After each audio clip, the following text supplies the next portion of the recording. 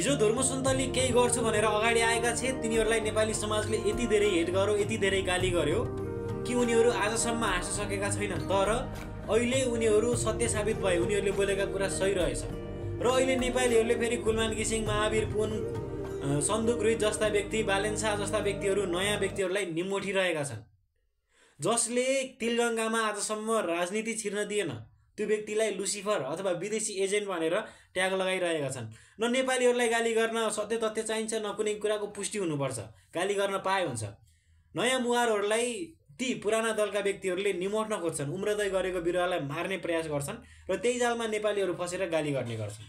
र पछि आएर तिनीहरू सही भयो भने के गर्ने? अब धर्मसुन्तलीलाई कसरी भरपाई गर्ने त? यत्रो गाली त गरियो, सारा नेपालीले गाली गरे, अब तिनीहरूलाई कसरी भरपाई गर्ने? र यदि यिनीहरू पनि सही निक्ले भने भोलि नेपालीको लागि कसले आवाज उठाइदिने? भोलि कसले नेपाल बन्नुपर्छ, नेपालमा केही हुनुपर्छ भनेर को अगाडि आउने? जबकि आएका मान्छेहरूलाई निमोटेर मार्न खोजिन्छ भने।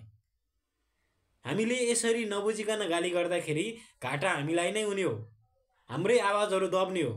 हामीले यो देशले दिनुपर्ने सेवा सुविधा के हो तपाईँलाई थाहा छ? तपाईँले त्यो अनुसारको सेवा सुविधा पाउनु भएको छ? तपाईँले स्वास्थ्य, शिक्षा, सबै कुरामा, ब्याङ्किङ सेवाहरू भनौँ, हरेक कुरामा हामीले पाउनुपर्ने आजभन्दा 10औं गुणा राम्रो सेवा सुविधा हामीले पाउन सक्थ्यौँ अहिलेसम्म। तर हामीले त पाएको छैनौँ। त्यो किन? हाम्रो कारणले।